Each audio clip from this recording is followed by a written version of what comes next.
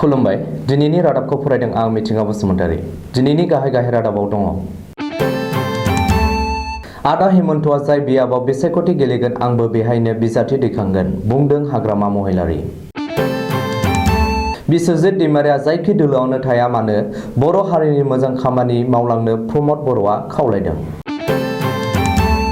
हिमन्तआ गामि गामि फैनानै नायफैथों नखर नखर नांगोल नुवाब्ला आं बिसायख'थि गेलेया बुंदों फलिन्द्र बसुमतारी। खौरांगिरि पराग भुइयानि जिउ गोमानाय जाथायखौ CID नायबिजिरनो गिबि मन्थ्रिनि बिथोन। आसामाव दिनै बांग्रिं मावदों। आलफा उदांनि लेङाइ गाहाय दिस्ट्रि राजख'आ आखाइ दैखांबाय। दानिया आबुं रादाब।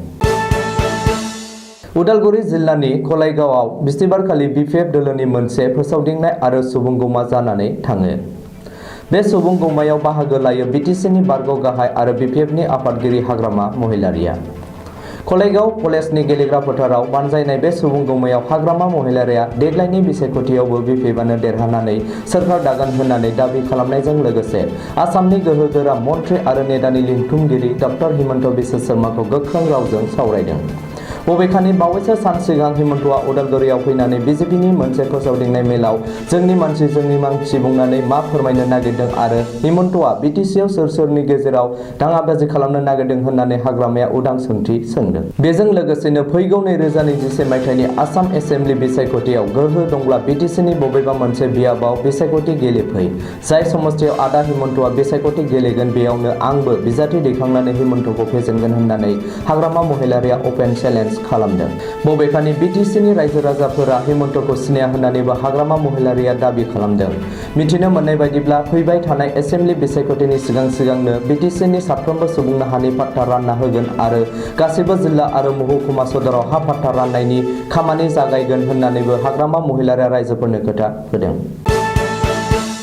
रायजो सभानि MP बिस्वजित दैमारिया दोलो नागारनाय नागारै आरो BJPआव हाबनाय हाबैया गावनि पार्सनेल बाथ्रा बेयाव जेबो बुंनांगौ गैया। नाथाय बिथाङा जायखि दोलोआव थाया मानो मोजाङैनो थाथों आरो हारिनि खोथाखौ बावलांनो नाङा हारिनि जेंना जेंसि आरो हारिनि जौगायि बे बाथ्राफोरखौनो लानानै खामानि मावलांथों होननानै खावलायदों UPPLनि आफादगिरि प्रमद बर'आ। बाक्सा जिल्लानि मुसलपुर साब डिभिजननि सिङाव थानाय बरगुरि हालामाव दिनै UPPL दोलोनि मोनसे सुबुं थुरमायाव बाहागो लानानै प्रमद बर'आ खौरांगिरिफोरनि सिगाङाव बुंदों दि बर' हारिया दासिमबो माखासे जेंनानिफ्राय उदां जाजोबनो हायाखै। बे जेंनाफोरखौ सुस्रांनो थाखाय बर' हारिया गोबां खामानि मावबावनांगौ गोनां दं। थांनाय 17 बोसोराव BPF हान्जानिफ्राय गोबां आसा खालामदोंमोन नाथाय BPF हान्जाया बेखौ मावफुङासै। बिनिखायनो बिस्वजित दैमारिल' नङा गुबुन दैदेनगिरिफोराबो जाय जेरावनो थाया मानो हारि जौगानाय आरो हारिनि रैखाथिनि खोथाखौ जाहाथे बावलाङा बेखौनो खावलायो होननानै प्रमद बर'आ बुंदों। बागानपारा बियाबनि BPF दोलोनि बिजाथि फलिन्द्र बसुमतारीया आसामनि राङारि सोलोंथाइ आरो सावस्रि मन्थ्रि डक्टर हिमन्त बिश्व शर्माखौ अपेन चेलेन्ज खालामदों। गावनि बागानपारा बियाबाव दोलोनि मोनसे फोसावदिंनाय मेलाव फलिन्द्र बसुमतारीया खौरांगिरिफोरनि सिगाङाव हिमन्त बिश्व शर्माखौ अपेन चेलेन्ज खालामनानै बुंदों दि हिमन्त बिश्व शर्माया माब्लाबा नांगोल नुफेरदों नामा? माब्लाबा गामियाव बेरायफैफेरदों नामा? हिमन्त बिश्व शर्मानि न'आव आबाद दं नामा? बागानपारा बियाबनि सिङाव थानाय गामि हिमन्त बिश्व शर्माया गिदिंफै नखर नांगोल मोनाब्ला आरो नखर ट्रेक्टर देखायनो हायोब्ला दिनैनिफ्राय आंनि MCLA बिजाथिया केन्सेल आरो आं बिसायख'थि गेलेला। बबेखानि आंनि बिमा बिफा आरो आबै आबौमोना गोदो हाग्रा एवस्रांनानै गालांनाय 150 बिगा मियादि हा दं। गोदोबो नांगोलजों हाल एवबोदों दाबो नांगोलजोंनो हाल एवना आबाद मावो होननानैबो बुंदों BPFनि बिजाथि फलिन्द्र बसुमतारीया। ओरैहाय फैबाय थानाय BTC बिसायख'थियाव BPF दोलोआ 27 निफ्राय 30 मासियाव देरहानानै हाग्रामा महिलारीनि दैदेननायावनो BTCआव सोरखार दागोन होननानैबो फलिन्द्र बसुमतारीया दाबि खालामदों। आसामनि गागि खौरांगिरि पराग भुइया लामा जाब्रबथायाव जिउ गोमानाय जाथायखौ गिबि मन्थ्रि सर्बानन्द सन'वालआ दुखु फोरमायदों आरो बे जाथायनि सायाव CID नायबिजिरनो बिथोन होबाय।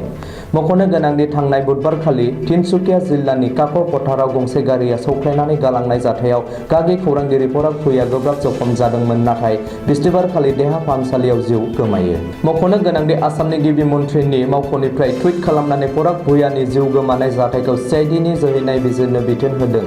सुलुङाव मिथिनो मोननाय बायदिब्ला पराग भुइयाखौ सौख्लायनानै जाथायसालिनिफ्राय खारलांनाय गारि आरो सानै सुबुंखौ पुलिसआ हमनो हाबाय। आसामाव दिनै फुंबिलियाव बांग्रिं मावलांदों। दिनै फुंबिलिनि 3:23 रिंगायाव दुवा-देरा बांग्रिंआ आसामखौ सोमावग्लुंलांदों।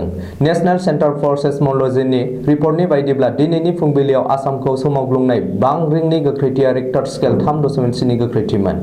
मख'नो गोनांदि नागालेन्डनि डिमापुरनिफ्राय 61 किल'मिटार साहा आसामनि कार्बि आंलंआव जागायदोंमोन बांग्रिंआ।